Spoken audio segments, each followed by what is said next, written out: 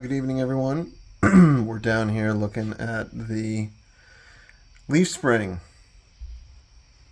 the rear transverse leaf spring. The car is jacked up, rear wheels are off the ground. As you can see, this leaf spring is not held on by much. There's supposed to be, this is a replacement aftermarket composite leaf spring. It's a single piece fiberglass or something.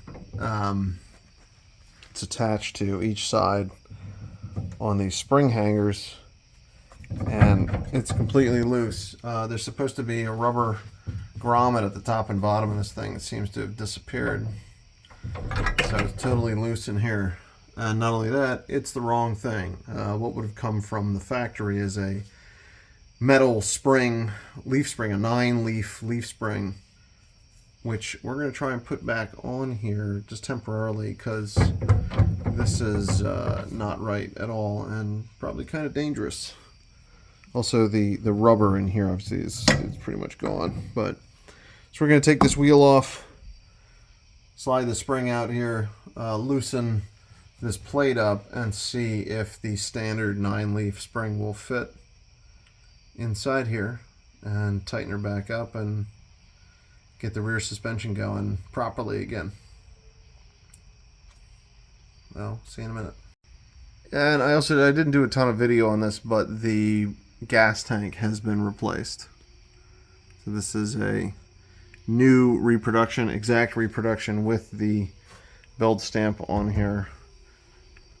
And that tank has been filled. There's a rubber line going forward all the way to the fuel pump in the engine compartment, because the steel line is either crimped somewhere or blocked, but the previous owner ran a rubber line. It's doing pretty good. It's working pretty well. The return line, which is right there, there's a fuel return line that is working properly, and that's hooked into the top of the tank. Since this system moves fuel back and forth. And then on the other side, actually there is a vapor return line. There's a whole vapor system that comes to the front. Also in the engine, there's a charcoal filter inside the engine bay on the driver's side. So that's all there too. That's all hard lines. That had been deactivated for a number of years, and the return line here was plugged in the front. But now it's all working again. All right, so fuel system is fixed, and we're getting good clean gas to the carburetor now, whereas it had been rusty before in the previously installed reproduction tank. The original tank is gone, unfortunately. The fourth owner rather had the original tank, and somehow it got thrown away. So sad day for history on that one, but here we are with a brand new exact reproduction tank in the car. And here is the correct 9-leaf metal spring. This is a refurbished original. And they came like this from the factory. It's like a primer gray with these black plastic liners between the leaves. And it's 9 leaves. 3 of the 6 are straight, flat, and then 6 are curved, and they're held together with this nut. They're actually loose. They're just held together with the nut in there, and then they get clamped in under the rear diff. So we're going to install that back to stock. So it turned out that the plate underneath the diff here for the leaf spring had been changed, and it wouldn't allow the correct leaf spring, the metal leaf spring, to go in here. So it also had studs rather than bolts. So need a little bit of lubrication from the trusty Aero Croil. But we got the studs out and the plate, and wound up having to just unbolt the exhaust here at the back to give it some room, because these go right underneath the studs there. A little bit of a manual process, but it actually came out pretty well. Make sure put anti-seize or something on these bolts before they get torqued down. And yeah, so hopefully next shot is going to be the plate in there and the spring going in, and then tightening it up at the wheel hangers here. See you soon.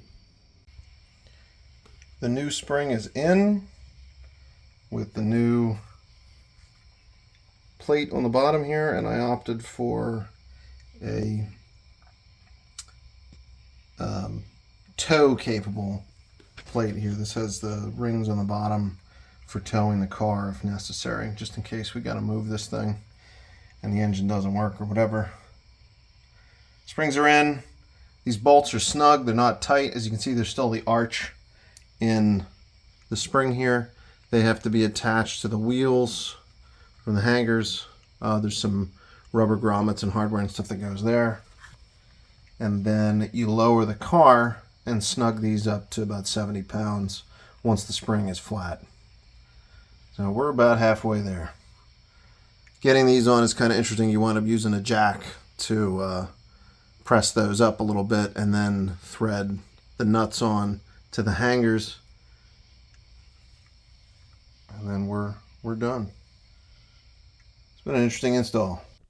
Getting to this point took about an hour and a half, the old spring out, the new spring in, basically ready to go. And as with any old car project, you are one stuck bolt away from being hours and hours behind schedule. So from there to actually getting it torqued in and the hangers, the new hangers put in, it was another 2.5 hours, and it was about 2 o'clock in the morning by the time I was done. So I didn't take any footage, but here's a couple of still photos of the spring in place, everything torqued down, the car back on the ground, and the new hangers and bushings all in place. And it's looking great. Tune in next time here on ProjectAstroVette.com and see how we get it to the museum. See you soon.